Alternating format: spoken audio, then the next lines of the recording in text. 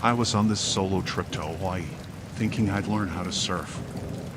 You know, ticking off the typical touristy stuff. Found this surf instructor, seemed like a chill guy, and he offered to teach me the ropes. Sounded great at first, but things took a creepy turn real quick. He suggested we head to the secluded cove, away from the crowded surf spots. I was naive, thought maybe it was a secret spot or something. We trekked through the sand, and I started feeling a bit uneasy. The cove was beautiful, sure, but it was too isolated, and the waves looked pretty intense. The instructor seemed insistent, though, like it was the perfect spot for a lesson. Red flags started popping up, but I brushed them off, thinking maybe he knew something I didn't. He was the pro, right? As we got into the water, the vibe got weirder. He kept getting too close, touching my arm unnecessarily, making my skin crawl. I tried to focus on the waves, but his presence was unsettling. It was like he had this hidden agenda that I couldn't quite put my finger on. The lesson started, and instead of the usual tips, he was getting too handsy with the whole teaching thing. It was uncomfortable, to say the least. He insisted we go deeper into the cove, away from prying eyes. The currents were strong, and panic started setting in. I voiced my concerns, but he brushed them off, saying it was part of the learning process. Yeah, right. The waves were getting rougher, and I felt this sinking feeling in my gut. Was this guy trying to put me in a vulnerable position? It sure felt like it. The cove felt like a trap. The waves roared around us, and his friendly demeanor turned into something more sinister. I started to regret my decision to go solo on this adventure. Panic set in, and I realized I needed to get out of there. I tried to play it cool, like I was just catching my breath, and then I made a run for it. The cove suddenly felt like a maze, the waves crashing louder, the isolation closing in. He called after me, but I didn't look back. I just kept running, the sand shifting beneath my feet. I found my way back to the more crowded area, gasping for breath. The instructor didn't follow, but the fear lingered. I couldn't shake the feeling that I narrowly escaped something really bad. The sun was shining, the waves were crashing, but my paradise had turned into a nightmare. I reported the incident, but it was my word against his. The authorities said they'd look into it, but I had this sinking feeling nothing would come of it. I left that cove with a sense of dread, a lesson learned the hard way. Surfing was supposed to be this fun, carefree experience. Instead, it became a chilling encounter with someone who took advantage of my trust.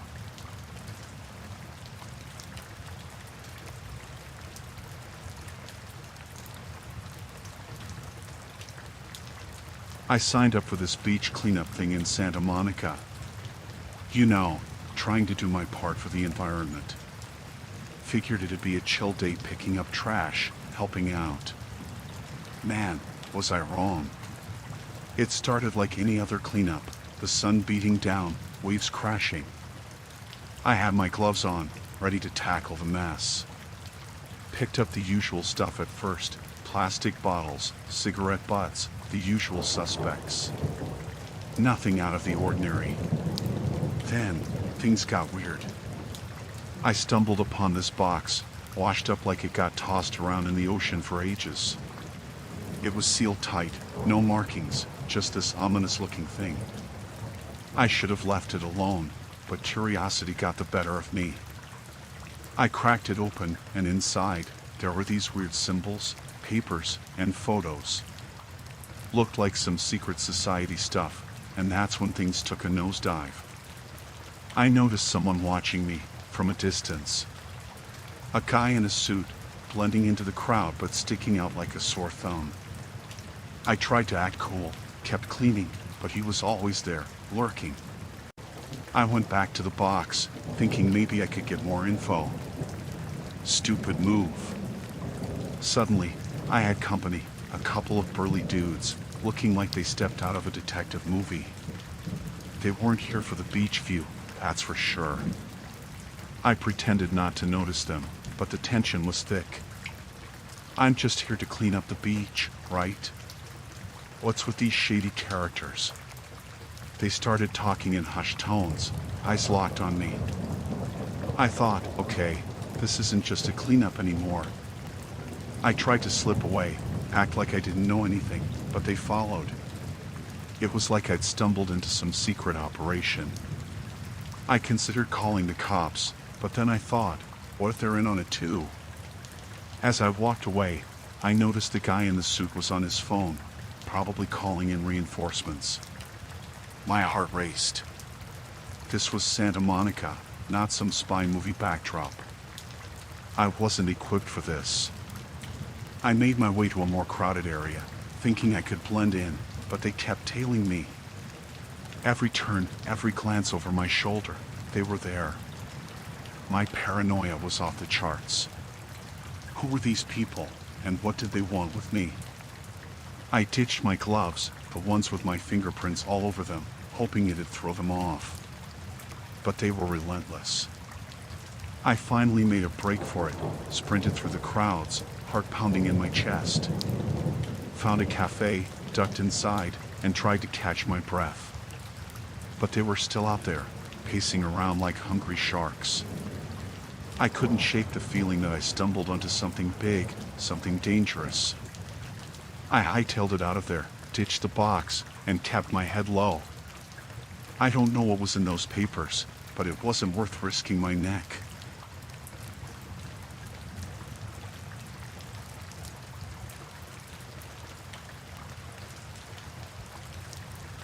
I was in Miami, you know, a solo vacation. Figured I'd treat myself to some sun, sand, and whatever else the city had to offer. Strolled along the beach, the waves crashing, and the sun kissing my skin. Just your typical Miami day, until this guy, a photographer, approached me. He had this friendly vibe, charisma oozing from every pore. Said he was working on some portfolio or whatever and thought I'd be the perfect model. Flattering, right? I mean, who doesn't want a free photo shoot in Miami? We set a time, late afternoon, when the golden hour hits. Seemed legit, nothing fishy. He had a camera, tripod, the whole deal. We started snapping pics, him directing me to pose this way and that. Everything was cool, the sun casting this warm glow, waves in the background. Instagram worthy, I thought. Then, slowly, things got weird. He started suggesting, you know, more risque poses. I'm no prude, but it felt off. I hesitated, but he was persistent, like he had this hidden agenda. That friendly demeanor turned into something sinister. I tried to steer the shoot back to normal, casual poses, but he wasn't having it. Kept pushing boundaries, getting uncomfortably close. I started feeling uneasy, like I'd stumbled into some shady operation. As the sun dipped lower, so did my comfort level. He suggested we move to a more secluded spot for better lighting. Alarm bells were ringing, but I brushed them off. Stupid move. We walked further down the beach, away from the crowds. That's when he dropped the act. His camera was still dangling from his neck, but now he was too close, hands fumbling. My gut screamed danger.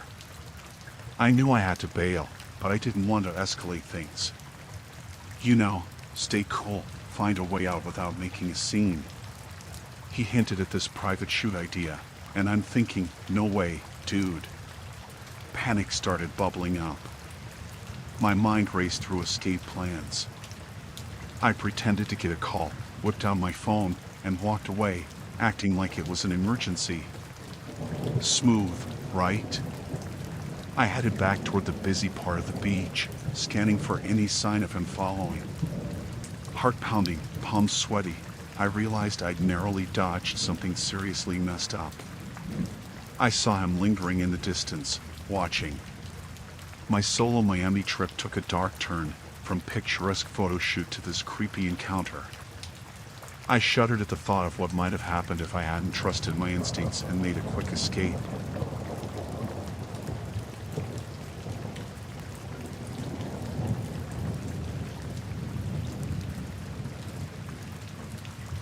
So, there we were, me and my buddies, camping on this secluded beach in the Outer Banks, North Carolina. We thought it was going to be the ultimate bro getaway, you know, just us, the waves, and a few cold ones.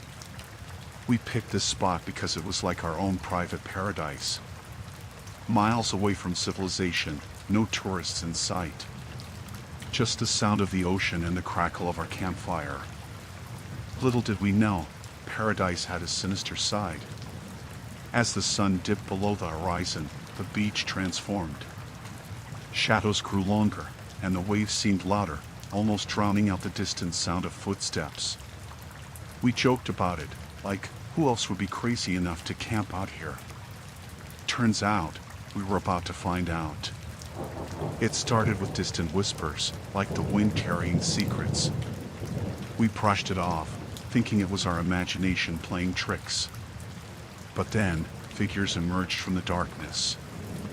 Menacing silhouettes, their faces hidden in the night. My heart raced as they got closer. We tried to play it cool, you know, just sitting around the fire, pretending we didn't notice. But these guys, they weren't here for a friendly chat. They encircled us, their eyes gleaming in the firelight. No words exchanged, just this eerie silence. One of them stepped forward, and I could see the glint of something metallic in his hand. My mind raced through possibilities. Was it a knife? A weapon? My buddies and I exchanged nervous glances, but none of us dared to break the silence. Then it hit us. They weren't here to swap ghost stories or share marshmallows. These guys meant business, and we were on their turf. Panic set in as we realized we were outnumbered, outgunned, and isolated. No one around to hear us scream. The leader, or at least the guy I assumed was in charge, gave this cold, humorless smile. They wanted our stuff, our gear, our wallets. The usual targets. But it wasn't just about the valuables, it was about power, control. We were at their mercy. We handed over what we had, hoping that'd be the end of it. But they lingered, like vultures eyeing fresh prey. We sat there, powerless, watching our perfect beach retreat turn into a nightmare. Then, as abruptly as they appeared, they melted back into the shadows, leaving us shaken and vulnerable. We didn't waste a second. Packed up what was left and got the hell out of there.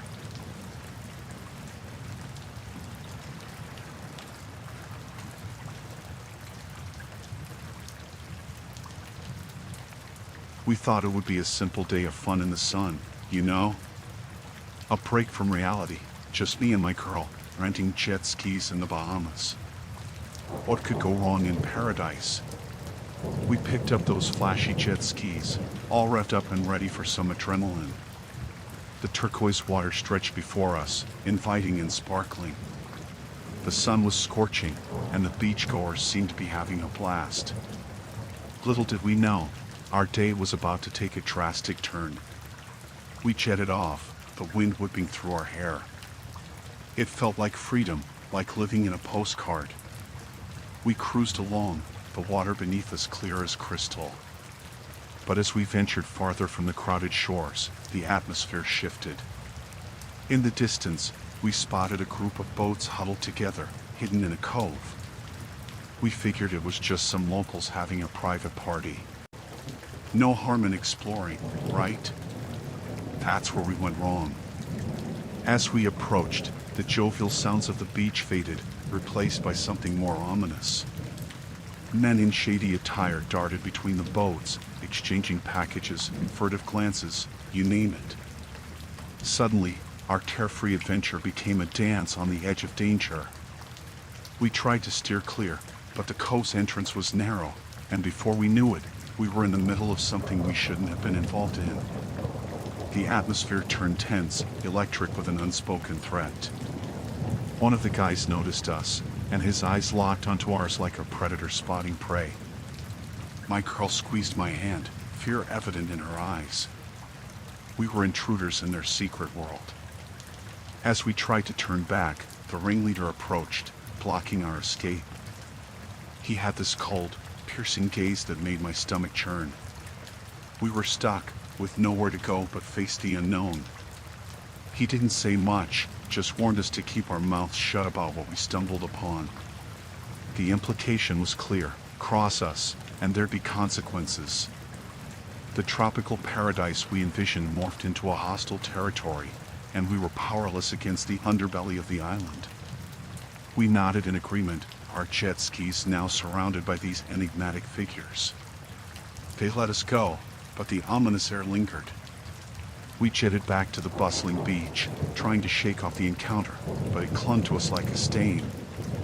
Our carefree day turned into a lesson about the hidden undercurrents beneath the surface of paradise.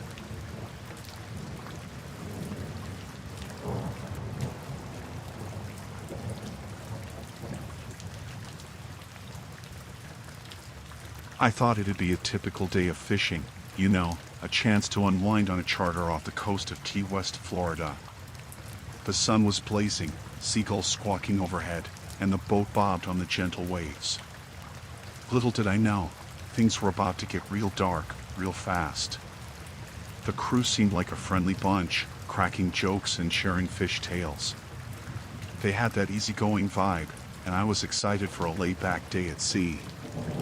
But as we ventured farther from the shore, the atmosphere shifted, like a storm cloud creeping in. I couldn't shake the feeling that something was off. The crew's laughter became hushed whispers, and their eyes darted around nervously. I thought maybe I was just being paranoid, but my gut told me otherwise. Curiosity got the better of me, so I decided to explore the boat, see what was going on below deck. The door creaked open, revealing a scene straight out of a crime drama. Stacks of packages, not fish, lined the hold. The stench of something illicit hung in the air. I stumbled upon a secret, and it wasn't just about fishing. These guys were up to something dangerous, something beyond the tranquil facade of the ocean. My heart raced as I realized I was knee-deep in something I shouldn't have uncovered. As I tiptoed back up, the jovial banter resumed. They were playing their part well, concealing the sinister reality beneath the surface. I tried to act casual, joining in the laughter, but the weight of the secret I stumbled upon pressed on me. The boat bobbed along, and I couldn't shake the feeling that I was in over my head. What had I stumbled upon? I envisioned headlines about drug busts, illegal shipments, or worse. Panic set in as I grappled with the reality that I was unwittingly part of something dangerous. The sun dipped low on the horizon, casting an eerie glow on the water. The crew's smiles turned into grimaces, and their eyes bore into me, as if they knew I had glimpsed their secret. I was just another unwitting passenger on a boat with a double life. As we anchored back at the dock, I felt a sense of relief mixed with dread. I was back on solid ground, but the knowledge of the crew's dark dealings had really shook me up.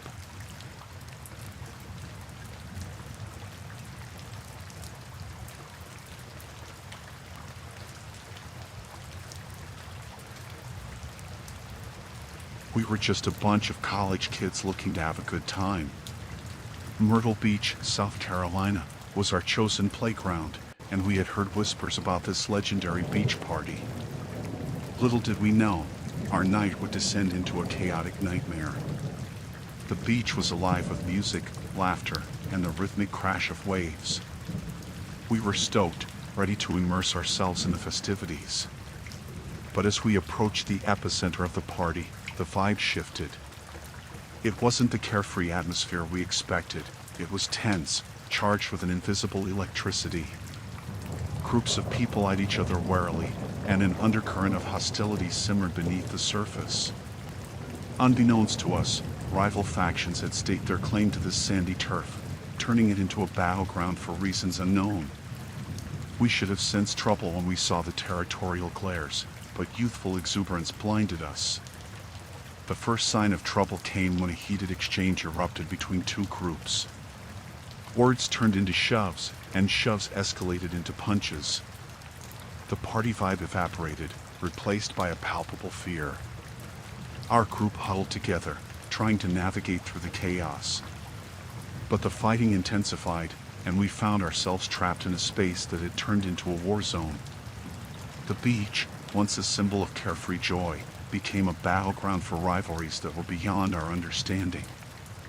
As we tried to retreat, it became apparent that this wasn't a skirmish that would fizzle out. It was a full-blown clash, and we were caught in the crossfire. The dim moonlight cast eerie shadows as chaos unfolded around us.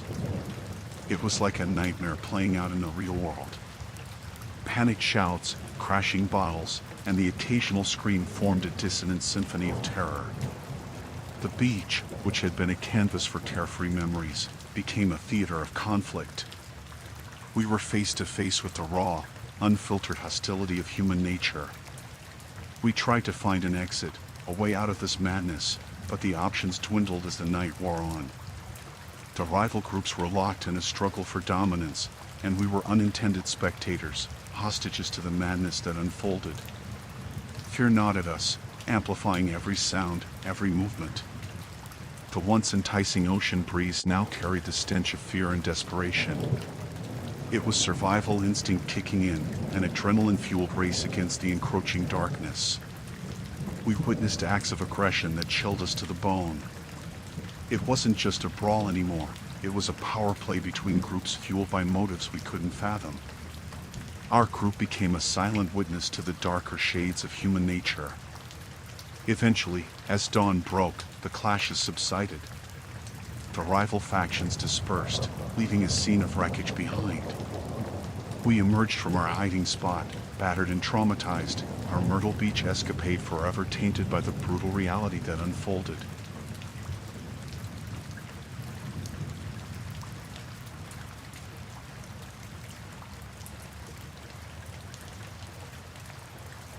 It started as a typical family vacation. The sun beat down on the sandy beaches of Cancun, and we decided to enter a seemingly harmless sandcastle competition. Little did we know, it would turn into a nightmare beyond our wildest imagination. The morning sun was scorching as we set up our spot for the competition. Buckets, shovels, and dreams of winning the coveted title fueled our excitement. We weren't professional sculptors, just a family looking for some fun under the Mexican sun. As we molded and shaped our masterpiece, we noticed another group nearby. They seemed overly competitive, not in the friendly spirit of the competition, but in a sinister, calculated way. Their eyes bore into us, and a chill ran down my spine. It started innocently enough. A toppled tower here, a misplaced moat there. We dismissed it as the typical rivalry of any contest. But as we repaired our castle, things escalated. Someone deliberately kicked down our creation, leaving us stunned and bewildered. Frustration and confusion gripped our family. It wasn't about the competition anymore. It was about survival in a seemingly harmless event turned hostile. The rival group, fueled by some hidden agenda, targeted us with a malicious intensity. We exchanged uneasy glances, realizing that we were in over our heads. The sun, once a source of warmth, now felt like an oppressive spotlight, exposing us to a threat we couldn't comprehend. The competition site became a battleground, not for sandcastles but for dominance. Whispers circulated among the other contestants. The rival group was known for ruthless tactics, sabotaging opponents to ensure their victory. We were the unsuspecting victims, dragged into a situation we never signed up for. The beach, adorned with vibrant umbrellas and playful laughter, transformed into a theater of tension. Our attempts to build a sandcastle became a defensive strategy against an enemy we couldn't see, only feel in the air. Fear crept in with every passing minute. The competition officials seemed oblivious to the brewing conflict. Perhaps the rival group had mastered the art of deception, blending in with the crowd while orchestrating chaos. Our pleas for intervention fell on deaf ears, drowned out by the rhythmic waves. As the day wore on, the sabotage intensified. The rival group became bolder, taunting us with smirks and menacing glares. We were trapped in a situation where our harmless family activity had transformed into a psychological warfare arena. Nightfall brought no respite. The beach, now bathed in the pale glow of moonlight, became an eerie stage for a confrontation we never anticipated. We huddled together, our half-built sandcastle a symbol of resistance against an adversary with unknown motives. It was a battle of attrition, endurance against an unseen enemy. We questioned our decision to participate, regret seeping into the once carefree atmosphere. The sand beneath our feet felt like quicksand, pulling us into a situation where escape seemed impossible. Eventually, the competition ended. We weren't winners in the traditional sense, but we survived.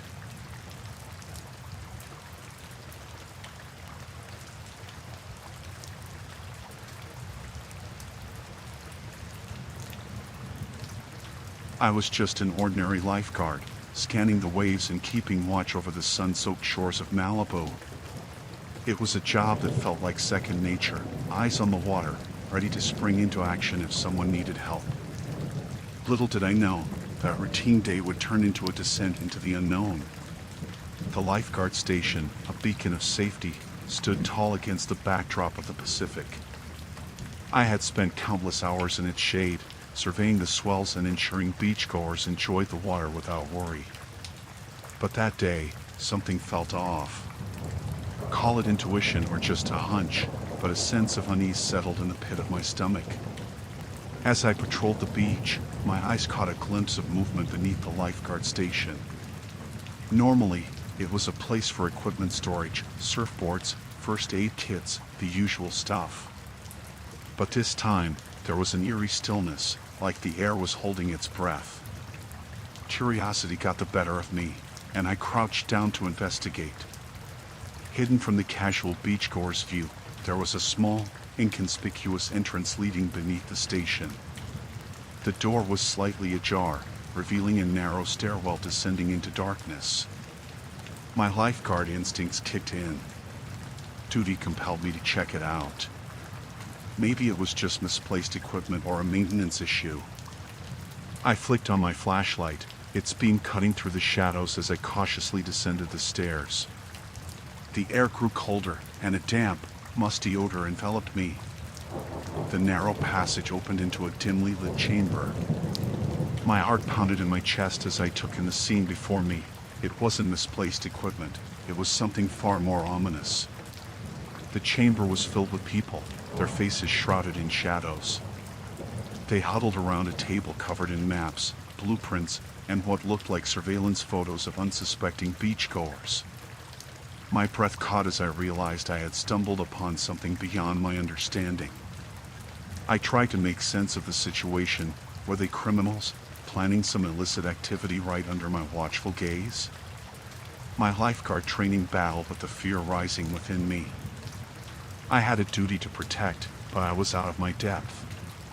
Frozen in the shadows, I overheard snippets of conversations. They spoke in hushed tones about secret meetings, timed operations, and an unsettling level of knowledge about the beach's regular visitors. My lifeguard station, once a symbol of safety, now harbored a clandestine operation threatening the very people I was sworn to protect. My mind raced with questions. Who were these people, and what were they planning? Were they watching my every move? Fear gripped me, but my sense of duty screamed louder. I had to get out of there, find help, expose whatever dark conspiracy lurked beneath the lifeguard station. I retreated silently, step by cautious step, back up the narrow stairwell. My only focus was reaching the surface and alerting the authorities. The beach, once familiar and comforting, now felt like a maze of uncertainty. Emerging into the daylight, I sprinted to the nearest police station. Breathless and panicked, I stumbled through my words as I tried to convey the gravity of what I had discovered beneath the lifeguard station. The officers exchanged skeptical glances, but something in my eyes must have convinced them. Returning to the beach with a squad of officers, we descended into the chamber, hoping to catch the conspirators unaware. Yet, it was empty. No maps, no blueprints, just an eerie emptiness that mirrored the fear gnawing at me. The investigation that followed uncovered a network of criminals using the lifeguard station as their clandestine headquarters. They had been surveilling beachgoers, identifying targets for theft, and even planning more sinister activities. My discovery had thwarted their plans, but the unsettling reality lingered. The place meant for safety had harbored a threat. The lifeguard station, once my haven, now held a different weight.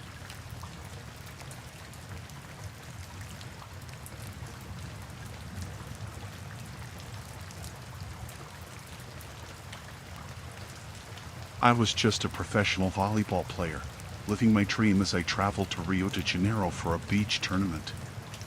The sunlit shores and the rhythmic sound of waves crashing set the stage for what I thought would be a memorable competition.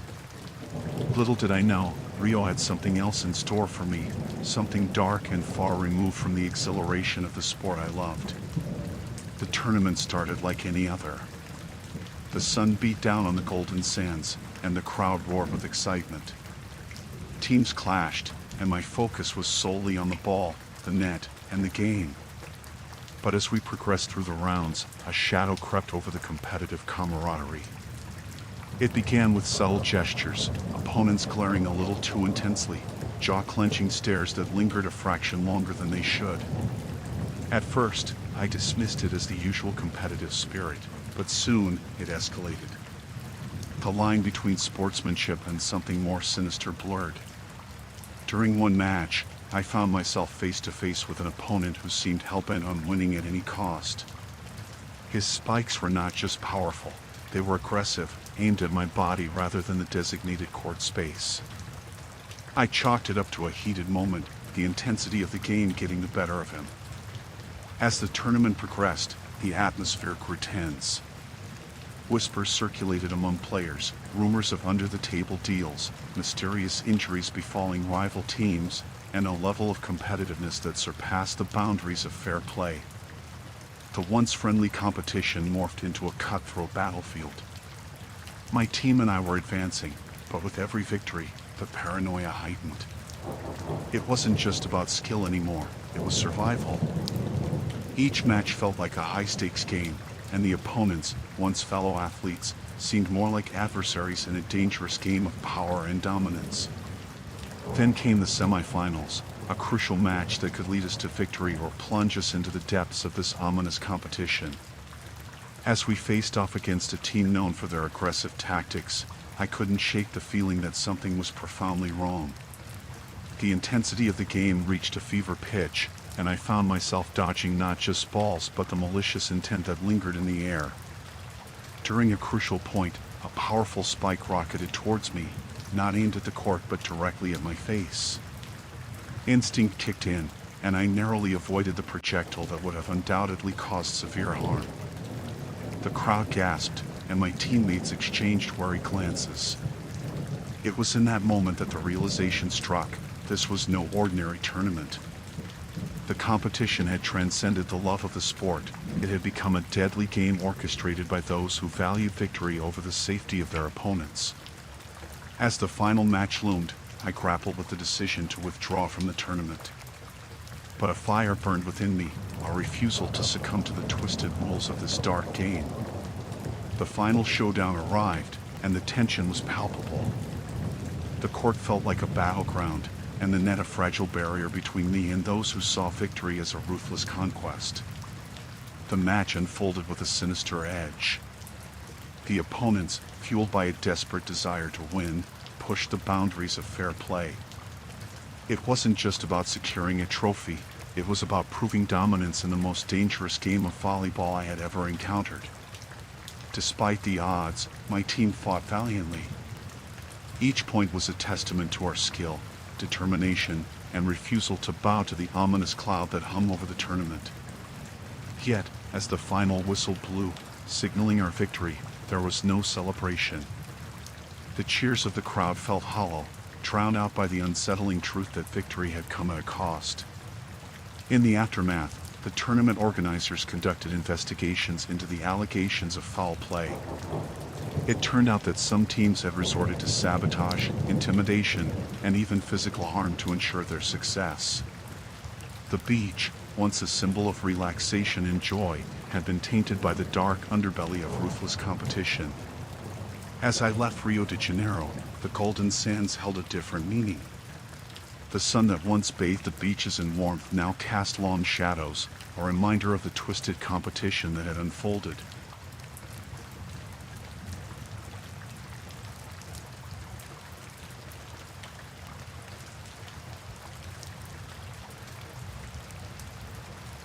We were on vacation, my partner and I, exploring the wonders of the Great Barrier Reef in Australia. The crystal clear waters beckoned, promising a breathtaking display of marine life beneath the surface. Excitement bubbled within us as we joined a snorkeling tour, eager to witness the vibrant coral reefs and the kaleidoscope of underwater colors. As we descended into the ocean, the beauty beneath was surreal. Schools of fish danced around the corals, and the sunlight filtered through the water, creating an ethereal glow. It was a paradise, and we marveled at the intricate world that unfolded beneath us. We followed the group, entranced by the mesmerizing underwater landscape. The coral formations were like intricate sculptures, and the variety of fish seemed endless. It was an experience that etched itself into memory, until it took a chilling turn. As we ventured further, we noticed a subtle shift in the atmosphere. A group of snorkelers, seemingly like us, were nearby, but something felt off. Their laughter echoed strangely, and their gazes seemed fixated on more than just a marine life. Unsettled, we exchanged wary glances. Our unease deepened when we overheard snippets of conversation from this group. Words like treasure and haul slipped through, and a sense of foreboding hung in the water. It was as if the vibrant coral paradise had transformed into a clandestine meeting ground for something darker. Trying to shake off the growing discomfort, we continued our exploration, hoping it was just our imagination. But as we swam, we noticed a mysterious group shadowing our every move. Their glares were no longer subtle. They were assessing us, sizing us up like predators eyeing their prey. Fear gripped us as we realized the danger that lurked beneath the seemingly serene surface. We tried to distance ourselves from the ominous group, but they closed in, encircling us in an underwater game of cat and mouse. Panic set in, our rhythmic breaths through the snorkels becoming strained. Suddenly, one of them made a move, swimming aggressively toward us. It was clear they weren't here for the coral's beauty or the wonders of the reef. Their intentions were malicious, and we were caught in a perilous underwater confrontation. In the confined space of the ocean depths, escape seemed impossible. We maneuvered desperately, attempting to outswim our pursuers. The once majestic coral formations became obstacles, and the vibrant marine life felt like silent witnesses to the unfolding danger. The confrontation reached a breaking point when, in a heart-stopping moment, one of the aggressors lunged at us with a sharp object. The coral paradise had transformed into a danger zone, and our idyllic snorkeling adventure had morphed into a fight for survival. In the chaos that ensued, we managed to break free, swimming toward the surface with adrenaline pumping through our veins. Gasping for breath as we breached the water, we found ourselves surrounded by the tour guide and fellow snorkelers who were oblivious to the perilous encounter beneath. We hastily recounted the harrowing experience to the tour guide, who, alarmed, radioed for assistance. It turned out the menacing group had a history of targeting unsuspecting snorkelers, robbing them of valuables and disappearing into the vastness of the Great Barrier Reef. Our dreamy exploration of the underwater world had collided with the grim reality of criminal intent beneath the waves.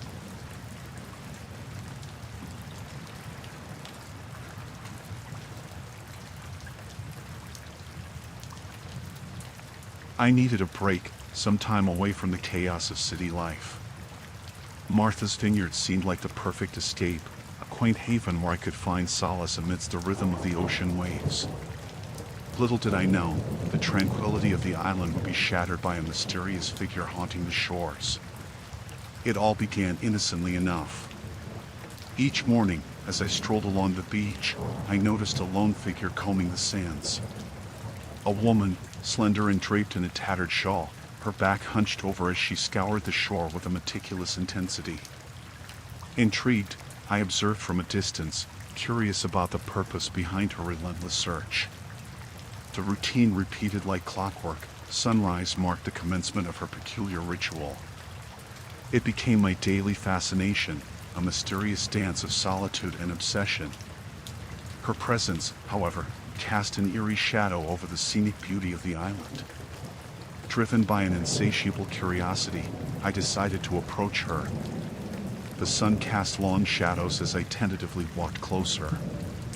The rhythmic sound of the waves accompanied my hesitant steps. When I was within speaking distance, she looked up, her eyes harboring a mixture of weariness and suspicion. With clumsy words, I attempted to engage in conversation.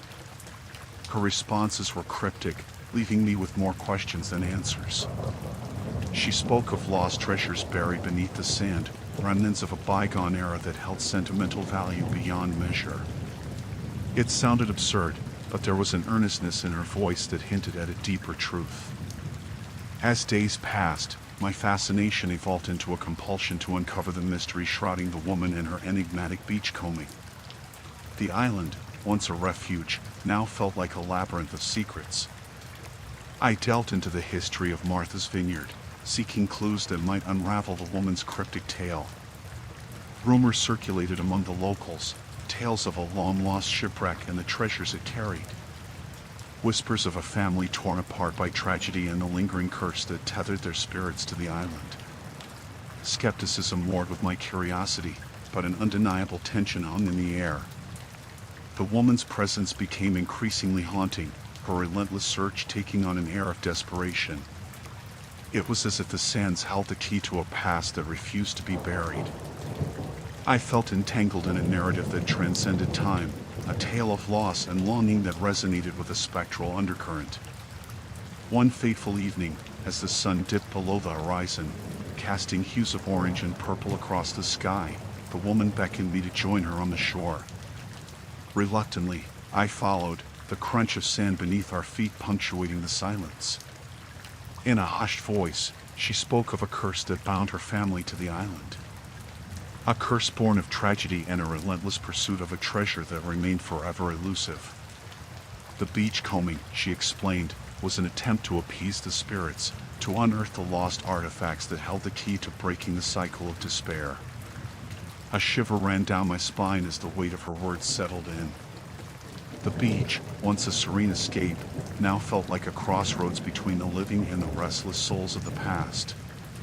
The woman's eyes reflected a desperation that bordered on madness, and I realized that I had unwittingly stepped into a narrative with no clear resolution. As night fell, a storm brewed on the horizon, mirroring the tempest within the woman's soul. The wind carried a mournful wail, echoing the tragedy that had befallen her family. The beach, once a sanctuary, became a theater for a spectral drama that defied reason. In the eerie glow of moonlight, the woman resumed her relentless search. The crashing waves seemed to mourn the tragic tale that unfolded on Martha's Vineyard. I stood there, a witness to a haunting saga that blurred the lines between reality and the ethereal. With a final glance, the woman disappeared into the darkness, leaving me alone on the desolate beach.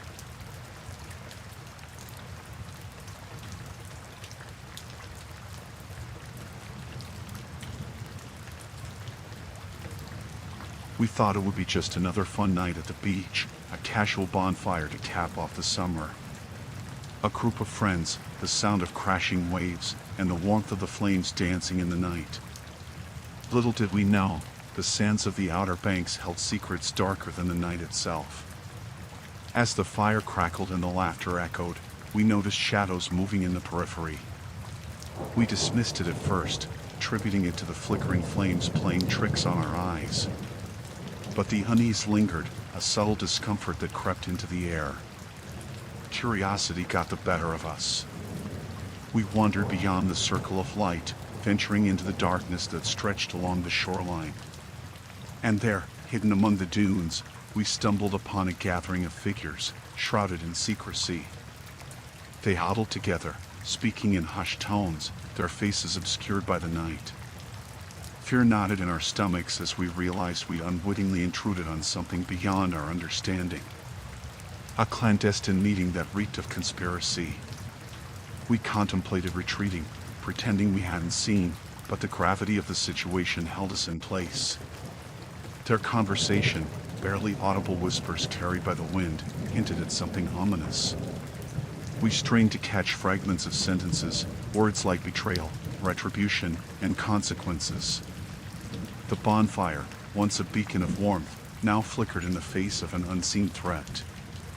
As we stood paralyzed by the shadows, one of them glanced our way. The realization that we were now alone in the darkness sent a chill down our spines. They knew we were there, intruders in their clandestine world. Panic set in, and we stumbled backward, crashing into each other in the dim light. The figures emerged from the shadows, their faces now visible in the wavering glow of the bonfire. Stern expressions bore down on us, eyes filled with a mix of anger and determination. We were caught in the crossfire of a situation we couldn't comprehend. A tense silence enveloped the beach as the two groups faced off, ours, a gathering of friends caught in the wrong place at the wrong time, and theirs, a mysterious assembly with motives shrouded in darkness. The air crackled with an impending storm, both literal and metaphorical. With a sudden, unexpected intensity, the leader of the clandestine group stepped forward. A tall figure with piercing eyes that seemed to see through the veil of our confusion. He spoke, a low and measured voice that carried the weight of authority. He demanded our silence, our pledge to forget what we had witnessed. As the words hung in the air, we felt the gravity of the situation closing in. The bonfire, once a symbol of camaraderie, now flickered with an uncertain fate. The night air, heavy with tension, bore witness to a confrontation that transcended the boundaries of our understanding. The leader's gaze locked onto each of us, as if searching for signs of defiance. We hesitated, caught in the grip of fear and uncertainty. And then, with a subtle nod, he signaled to his followers, and they retreated into the shadows as silently as they had appeared. Left alone on the beach, we exchanged wary glances. The bonfire, now reduced to embers, reflected the uncertainty that lingered in our hearts. The night, once promising laughter and friendship, had morphed into an encounter with the inexplicable. We stood there, grappling with the aftermath of a night that defied logic. The clandestine figures vanished into the darkness, leaving us with unanswered questions and a newfound awareness of the hidden currents that ebbed and flowed beneath the surface of the outer banks.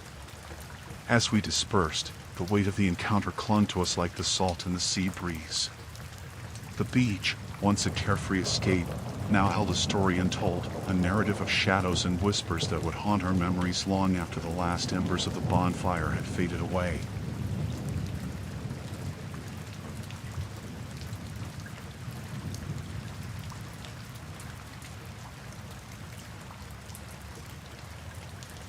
I thought it would be a regular hike, enjoying the coastal cliffs of Big Sur on a sunny day. The salty breeze, the sound of waves crashing against the rocks, it felt like the perfect escape. Little did I know, those serene cliffs held secrets darker than the abyss below. As I followed the winding trail, the view became breathtaking. The vast expanse of the Pacific stretched before me, and the rugged cliffs rose majestically. But soon, that picturesque scene took a turn for the sinister. I noticed a group of people ahead, standing on an outcrop overlooking the ocean. They seemed like fellow hikers, but something about them felt off. Their hushed conversations and furtive glances raised my suspicions. I figured they were just admiring the view, but that unease lingered. As I continued along the trail, they began to move, always just a bit ahead. At first, I thought it was mere coincidence, but their deliberate pace and occasional glances in my direction sparked a growing sense of dread. The trail became narrower, the cliff steeper. With every step, the group behind me seemed to close in. My heart pounded as I quickened my pace, navigating the treacherous path with a growing urgency. The once inviting hike now felt like a trap. I dared not confront them. Fear clawed at my throat, whispering that something was terribly wrong. The cliffs, once a source of awe, now felt like an insurmountable barrier. With each glance back, I caught glimpses of their faces, expressionless masks that sent shivers down my spine. I wondered if I was overreacting, my imagination fueling paranoia. But then, a sharp rock grazed my foot, and I stumbled. In that moment of vulnerability, their pace quickened. I felt their presence like a shadow closing in. The sun, once high in the sky, now cast long shadows on the rugged terrain. Panic set in as I realized I needed to find a way out. The cliffs, unforgiving and steep, offered little refuge. The relentless pursuit of the group fueled my adrenaline, and I began to sprint, desperately seeking an escape route. The trail twisted and turned, and I lost sight of the ocean. The only sound was my labored breath and the rhythmic pounding of footsteps behind me. The once pristine landscape now felt like a labyrinth closing in on me. As I navigated the rocky terrain, a sense of isolation enveloped me. No fellow hikers, no signs of civilization. It was just me and the relentless pursuit. I questioned whether this was a dangerous misunderstanding or something far more sinister. My legs ached, and my breath came in ragged gasps. I had to find help, get back to the safety of the trailhead. The group's motives remained a mystery, but their relentless pursuit hinted at something ominous. As the trail widened, I glimpsed a familiar sight, the trailhead. Relief surged through me, but it was short-lived. The group remained steadfast in their pursuit, closing the distance. With every step, the reality of the situation became clearer. I was being hunted. I burst out of the trail, my lungs burning, and stumbled into the parking lot. The group stopped at the trailhead, their gazes fixed on me. I scanned the area for help, spotting a couple returning to their car. Without hesitation, I approached them, explaining the ordeal. The couple eyed the group, their expressions tense. We decided to wait by their car until the group dispersed. As we watched, the mysterious hikers lingered for a moment before turning back along the trail. The couple offered me a ride back to my car, and I accepted gratefully. During the drive, we speculated about the group's motives. Were they thrill seekers with a twisted sense of fun, or something more sinister? As I reached my car, I glanced back at the coastal cliffs, now bathed in the orange hues of the setting sun. The once beautiful landscape held a newfound darkness.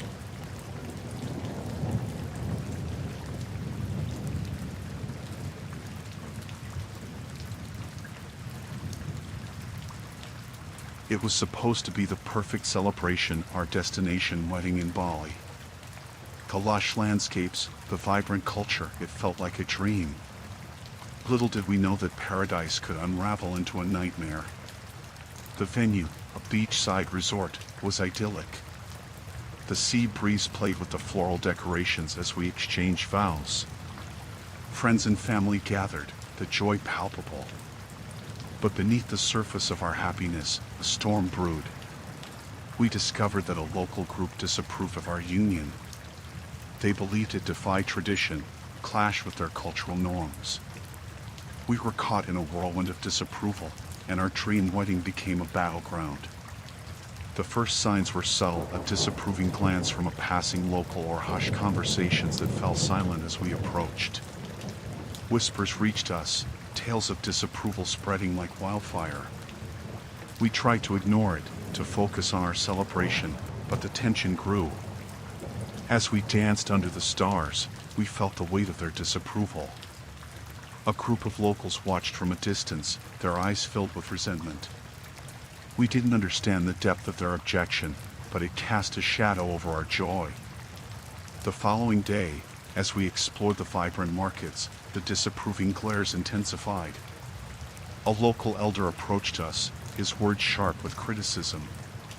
He spoke of traditions, of our intrusion into their way of life. The confrontation left us shaken. As the days passed, the hostility escalated. We encountered hostility in unexpected places: a waiter at a local restaurant, a vendor in the market. Their resentment seeped into every aspect of our celebration. One evening, as we strolled along the beach, we were confronted by the disapproving group. Their leader, a stern-faced man, accused us of disrespecting their culture. Tensions escalated, and we found ourselves in a heated exchange, surrounded by locals echoing their disapproval. We retreated to our resort, but the hostility lingered. Our joyous celebration had become a battleground, and we felt like intruders in a place that had initially embraced us. The staff at the resort, though sympathetic, could do little to shield us from the growing resentment. One night, we returned to our villa to find it vandalized. The walls were smeared with messages of disapproval, and our belongings were scattered. Fear gripped us as we realized the extent of the animosity. Desperate, we sought help from the local authorities. Their response was tepid, acknowledging the cultural clash but offering little resolution. It seemed the disapproval was deeply ingrained, an unyielding force that resisted outside intervention. As we approached our departure date, the tension reached its peak. The disapproving group gathered outside the resort, their presence menacing. We feared for our safety and decided to leave Bali earlier than planned, our dream wedding reduced to a harrowing escape. The flight back was a mix of relief and sorrow. We left behind the beauty of Bali, tarnished by an encounter we never anticipated.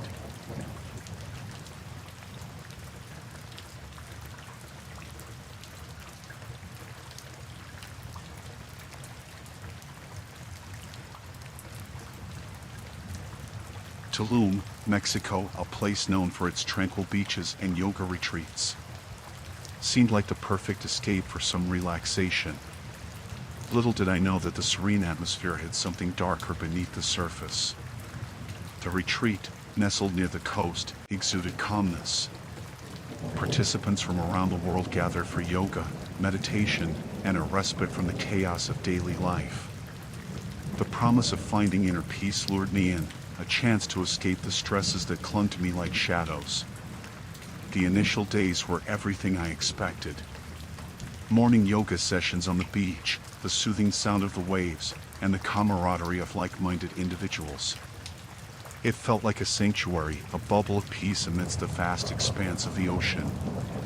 As the days passed, a subtle unease settled in. Whispers among the participants hinted at something more profound, something beyond the advertised serenity. People spoke of a hidden purpose, a sinister undercurrent beneath the guise of enlightenment. One evening, as we gathered for a group meditation, I noticed an ominous energy in the air. The leader, a charismatic figure with piercing eyes, guided us into a trance-like state. But his words took a dark turn, urging us to surrender ourselves completely, to trust in a greater purpose. Some participants embraced it, blindly following the charismatic leader. They spoke of a transformation, a rebirth through submission. It sounded like nonsense, but the fervor with which they believed sent shivers down my spine. I became an unwitting witness to a growing manipulation. The serene beach became a backdrop for something far more insidious. The charismatic leader orchestrated a gradual separation, creating an inner circle of devoted followers who spoke of enlightenment through obedience. Fear crept in as I realized the danger of my situation. The charismatic leader's words became more compelling, his influence spreading like a virus among the participants. They became pawns in a game I didn't understand, their minds ensnared by a promise that seemed to lead only to darkness. I tried to distance myself, to resist the pull of the charismatic leader's influence. But suspicion lingered, and my attempts to maintain a semblance of normalcy became increasingly challenging. The once friendly faces now seemed like strangers, lost to a collective delusion. One night, I overheard a whispered conversation among the inner circle. Their words were cryptic, but the sinister undertones sent a chill down my spine. It became clear that this retreat was a facade, a front for a clandestine agenda that had nothing to do with self-discovery or enlightenment. The beach, once a haven, now felt like a trap. I contemplated leaving, but fear held me back. The charismatic leader's influence extended beyond the retreat, casting a shadow over the once idyllic Tulum. I was an outsider in a place that had transformed into a breeding ground for manipulation and deceit. As the retreat neared its end, the atmosphere grew more oppressive. The inner circle became more secretive, and a sense of impending doom hung in the air. I couldn't escape the feeling that something sinister was about to unfold. One night, as I strolled along the beach, I stumbled upon a clandestine gathering. The charismatic leader, surrounded by the inner circle, spoke of a grand revelation, an event that would elevate them to a higher plane of existence. The air crackled with anticipation, and a sinking realization gripped me. I had to escape before I became entangled in whatever dark plan awaited. The following morning, I feigned illness and slipped away from the retreat unnoticed. Tulum, once a haven, had become a place of nightmares. As I left that beach, I couldn't shake the feeling that the charismatic leader's influence extended far beyond the retreat.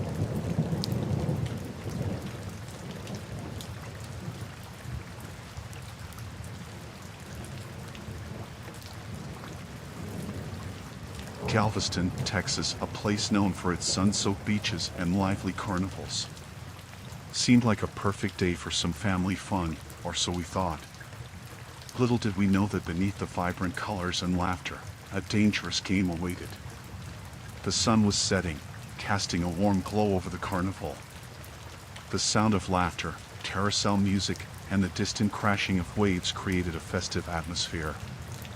We, a typical family looking for a good time, blended into the crowd eager for thrills. As we strolled along the boardwalk, the vibrant lights of the carnival games beckoned. The kids' eyes lit up with excitement. My wife and I, caught up in the festive spirit, decided to indulge in the games of chance and skill. We found ourselves drawn to a peculiar booth tucked away from the main attractions. A nondescript sign labeled it as the ultimate challenge. Intrigued, we approached, only to be greeted by a mysterious figure in a carnival barker's attire. The barker, a sly grin etched on his face, explained the rules of the game. It was a series of challenges, physical, mental, and downright bizarre. The prize? A glittering trophy and the coveted title of the ultimate champion.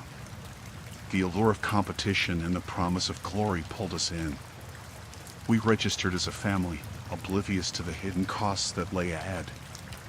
The first few challenges were harmless, a mix of ring tosses, trivia questions, and quirky tasks that had the crowd cheering. But as the night progressed, the challenges escalated in intensity. Physical feats pushed our limits, mental puzzles left us perplexed, and bizarre tasks blurred the line between amusement and discomfort. The cheers from the crowd turned into hushed whispers, a palpable tension settling over the carnival. As the competition reached its zenith, I couldn't shake the feeling that we were in too deep. The carnival barker's grin grew more sinister with each challenge. Winning had become an obsession, a dangerous desire fueled by the adrenaline of the crowd and the intoxicating promise of the glittering trophy. The challenges took a toll on us physically and mentally. Fatigue set in, tempers flared, and the once joyful atmosphere now felt oppressive.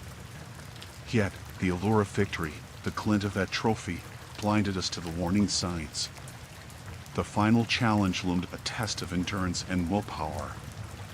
The crowd, sensing the impending climax, fell into an uneasy silence. The carnival barker, his eyes gleaming with an unsettling intensity, explained the task. The family who endured the longest in a sealed glass box would emerge as the ultimate champion. As we entered the claustrophobic confines of the box, panic set in. The air grew stifling, and the transparent walls felt like a prison. The crowd's murmurs turned into anxious whispers, and the carnival barker's grin widened into a sinister smirk. Minutes turned into an agonizing eternity. The carnival barker, indifferent to our distress, watched with a detached amusement. The atmosphere inside the box became increasingly oppressive, and our desperation reached a breaking point. I glanced at my family, their faces etched with fear and exhaustion. The glittering trophy, once a symbol of victory, now seemed like a cruel joke. In that stifling box, reality blurred, and the line between competition and survival vanished. As the seconds ticked away, the realization hit we were pawns in a dangerous game with no way out. The carnival barker, reveling in our torment, declared us the ultimate champions. The trophy glittered, but victory tasted bitter. Exiting the box, we were met with a hollow applause from the dwindling crowd. The carnival barker, with a twisted satisfaction, handed us the trophy, a grotesque reminder of the price we paid for fleeting glory. As we left the carnival, the glittering trophy felt like a heavy burden. The festivities continued around us, but the shadows of the challenges lingered. The family that sought a day of joy left with a trophy stained with the cost of an insidious competition, a dark tale hidden beneath the veneer of a seaside carnival in Galveston.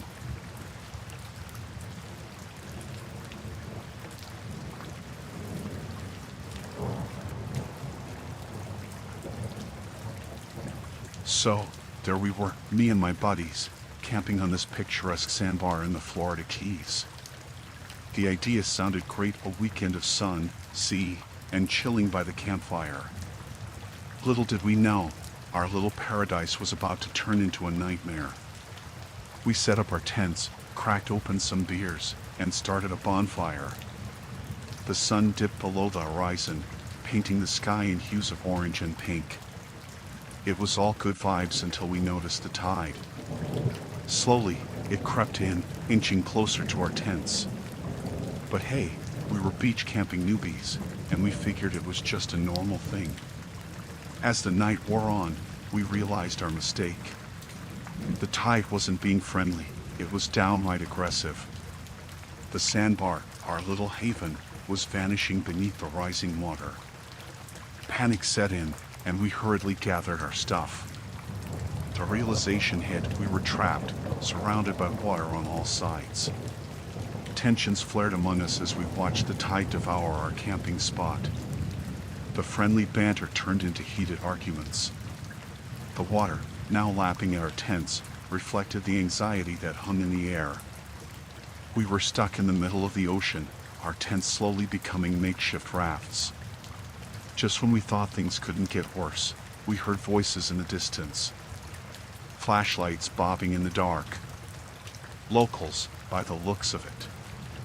We thought maybe they could help, but as they approached, something about their demeanor sent shivers down our spines. These weren't the friendly, beach-loving locals we expected. Their faces were hardened, expressions menacing. We tried to strike up a conversation, explain our predicament, but they just stared. It was then that the tension escalated to a whole new level. Words turned into threats. They claimed we were invading their territory, disturbing their fishing grounds. We tried to reason, but reason seemed to have abandoned that sandy patch of land. The rising tide mirrored the rising hostility between us and the locals. Then came the demands. They wanted us gone, off their precious sandbar. The water, now swallowing the last bits of dry land, became a battleground for a confrontation we never anticipated. It was like a standoff, but with the relentless tide as the referee. As our tents floated away, the locals got closer, their threats turning into actions. The fear was palpable. We were outnumbered, surrounded by darkness and water. A sense of helplessness settled over us. A couple of the more aggressive locals grabbed our cooler, tossing our beers into the sea. The bonfire, once a symbol of camaraderie, now flickered in the face of danger. It was chaos, a surreal blend of waves crashing, voices shouting, and the crackle of our dying bonfire.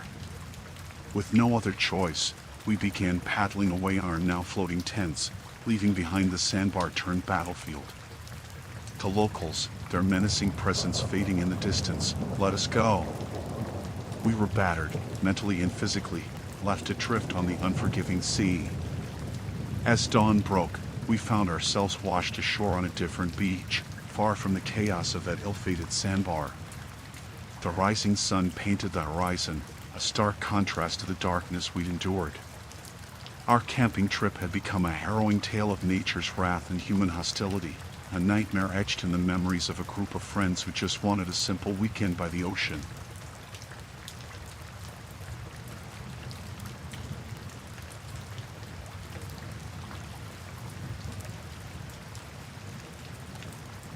Alright, so I'm this filmmaker, right? Decided to shoot a documentary on a beach in Cannes, thinking it's all sunshine and glamour. But, man, did things take a turn I never saw coming. Started off pretty standard. Set up my equipment, got the crew together. We were capturing the glitz and glamour of the film festival, interviewing actors, directors, the whole shebang. Everything seemed normal until we realized there was this other film crew hanging around. These guys weren't friendly competitors. There was something off about them. They'd shoot us these dirty looks, like we were encroaching on their territory. I shrugged it off initially, thinking maybe they were just protective of their documentary, like we were of ours. As days passed, things got weirder. They started shadowing us, always a step behind. I catch glimpses of them in the background of our shots, like they were deliberately trying to mess with our footage. It was annoying, but I didn't think much of it until we stumbled upon their dark secret. Late one night, while reviewing the day's footage, we noticed something odd.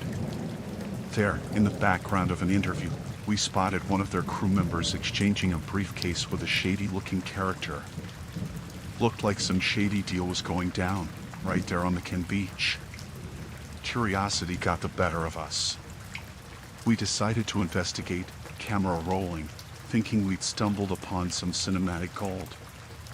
Little did we know, it was a rabbit hole we should have left untouched. We followed their crew, lurking in the shadows, feeling like amateur detectives. Turns out, that shady deal was just the tip of the iceberg. They were involved in some kind of illegal film distribution ring. Piracy, maybe? I don't know. I'm not a detective. As we delved deeper, we discovered they were sabotaging other film crews, stealing footage, trying to take down the competition. That included us. Suddenly, our little documentary on the Cannes beach became a cat-and-mouse game with these underground filmmakers. Tensions escalated fast. Confrontations turned into full-blown arguments. We catch them red-handed trying to mess with our gear, delete our footage. It was like a twisted version of filmmaking hell. One day, it got physical. I found myself in a scuffle with one of their crew members. Cameras went flying, and there we were, grappling on the sandy Cannes shore. It wasn't what I signed up for, and the irony of a filmmaker resorting to fisticuffs wasn't lost on me. The authorities got involved, and the festival turned into a chaotic mess. Our documentary became a twisted tale of deception and rivalry, a story I never intended to tell.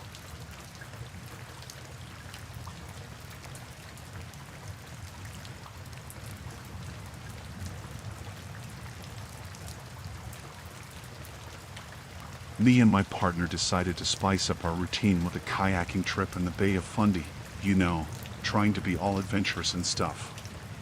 We thought it'd be all picturesque, with the dramatic tides and breathtaking cliffs. But let me tell you, it turned into a nightmare faster than you can say paddle.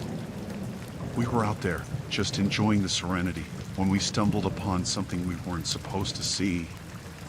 There was this cove, tucked away from prying eyes, where some shady dealings were going down. At first, we thought it was just some people having a not-so-legal beach party or something. But as we paddled closer, we realized it was much darker. There were crates, like smuggling-sized crates, being loaded onto boats. Naturally, we freaked out a bit. I mean, who wouldn't? We're out here for a peaceful day, and suddenly, we're unwitting witnesses to some serious criminal stuff. We tried to paddle away quietly, not wanting to become part of whatever sketchy business was happening. Turns out, we weren't stealthy enough. As we were about to round a rocky outcrop, we heard a motor, and then these guys in a boat spotted us. Panic set in. We paddled like our lives depended on it. Little did we know, they weren't too thrilled about being seen. The chase began. These guys, wearing dark clothes and scowls that could scare a bear, were tailing us in their boat. The Bay of Fundy, known for its crazy tides, became a battleground. Waves were against us, making the escape nearly impossible. We were paddling for our lives, hearts pounding, and the relentless pursuit behind us. At one point, the guys in the boat started yelling, threatening us to stop. Yeah, like we were going to pull over and have a chat with possible criminals. As we rounded another rocky bend, we hoped to lose them, but it only got worse.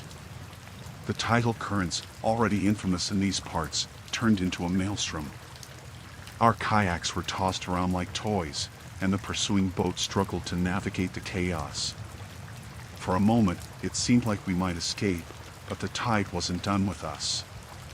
It dragged us towards these colossal cliffs, and we were caught in this nightmarish tug-of-war between the tidal forces and our pursuers.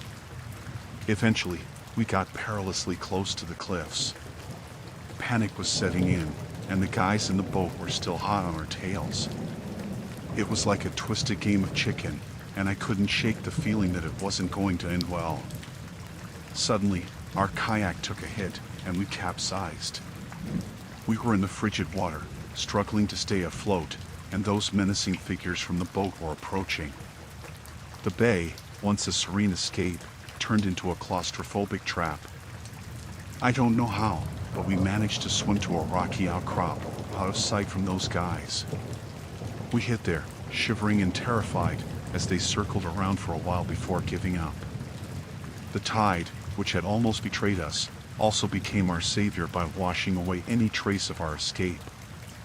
Eventually, we made it back to shore, drenched, freezing, and haunted by the ordeal.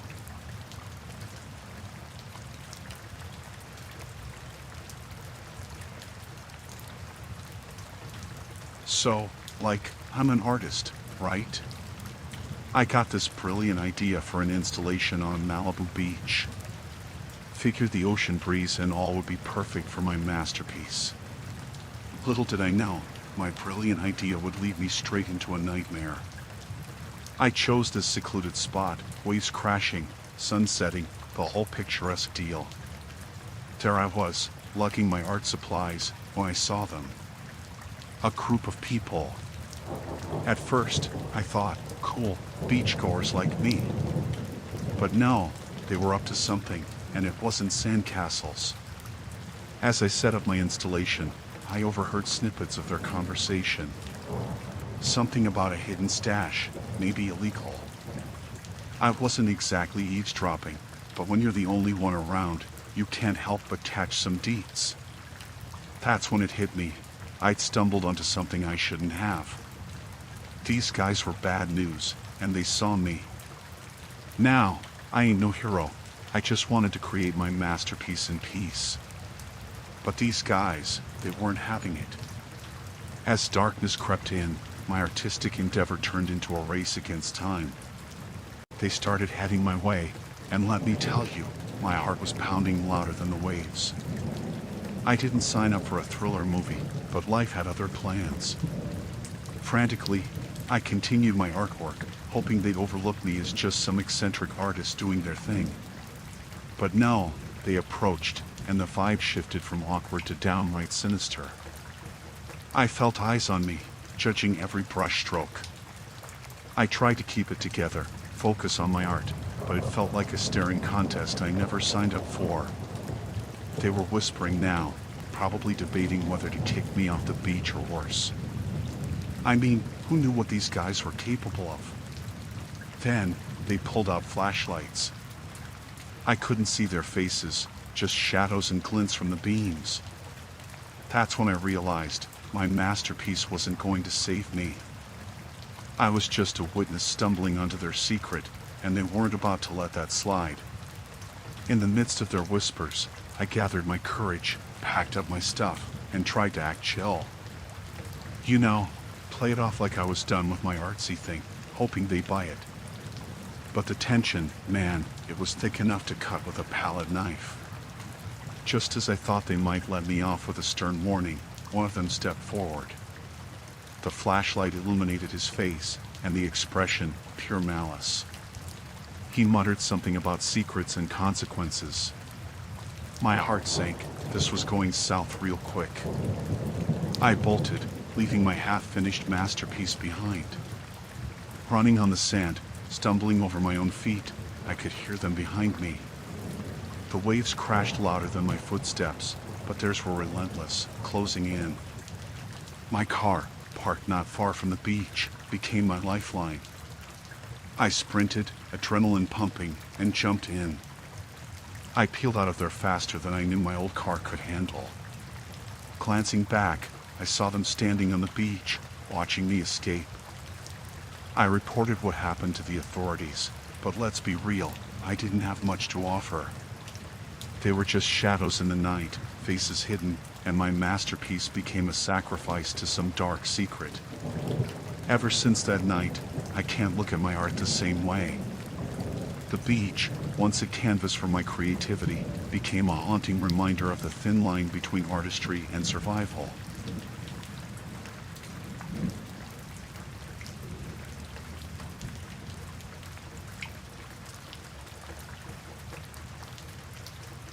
We were on vacation in Phuket, Thailand, my partner and I, looking for some adventure.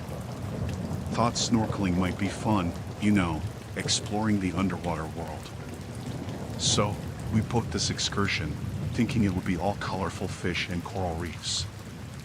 Little did we know, we were in for way more than we bargained for. The boat ride to the snorkeling spot was breezy. Sun shining, waves rocking the boat, felt like paradise. We were buzzing with excitement, imagining the vibrant marine life we were about to encounter. But life has a way of flipping the script when you least expect it. We put on our gear, masks snug, flippers on, and splashed into the Andaman Sea. The water was crystal clear, like a massive swimming pool, and we descended into this world of silence, punctuated only by the sound of our own breath.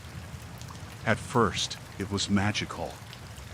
Fish of all colors darting around, and the coral formations were mesmerizing. We were lost in this tranquil universe, floating weightlessly. But as we swam deeper, things took a turn. Out of nowhere, we stumbled upon this eerie underwater structure. It wasn't part of the natural reef. It looked man-made, like some underwater base. We exchanged nervous glances through our masks, wondering if we'd strayed into restricted waters or something. Curiosity got the better of us, and we approached cautiously. The closer we got, the more we realized it wasn't just a structure, it was an operation. There were people down there, not snorkelers like us, but divers in serious gear, handling equipment that seemed out of place. We hovered above, trying to make sense of the situation. It felt like we'd stumbled upon something we shouldn't have. The divers were busy with their mysterious tasks, oblivious to our presence. That's when it hit us. We were witnessing something shady, something dangerous. I motioned to my partner to swim back up. We needed to get out of there, report it to someone, but as we ascended, a chill ran down my spine. We weren't alone. A diver, different from the others, noticed us. His eyes behind the mask felt like daggers, piercing through our very souls. Panicking, we swam for the surface, our hearts pounding louder than the bubbles escaping our regulator. We breached the water, gasping for air, and immediately scanned the boat. The crew was oblivious, chatting away. We clambered back on board, trying to act casual, but paranoia set in. Were they watching us? Did they know we saw something we shouldn't have? The boat ride back to shore was torture, every splash of water against the hull echoing our racing thoughts. Back at the hotel, we debated reporting what we'd seen. Fear held us back, fear of retribution, fear of getting tangled in something way beyond our vacation plans. But we couldn't shake the feeling that we'd stumbled into a dangerous secret. The next day, headlines hit the local news about an illegal operation uncovered in the waters near Phuket. They didn't go into specifics, but we knew. We were unwitting witnesses to something sinister lurking beneath the surface. Our vacation took a dark turn, the once inviting sea now harboring secrets that left us questioning the thin line between curiosity and danger.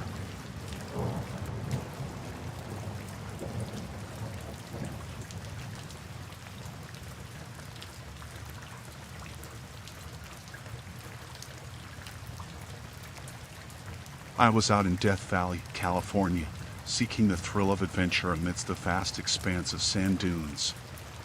The scorching sun beat down on the desert, making the air shimmer with relentless heat. I trudged through the shifting sands, each step an effort under the relentless sun.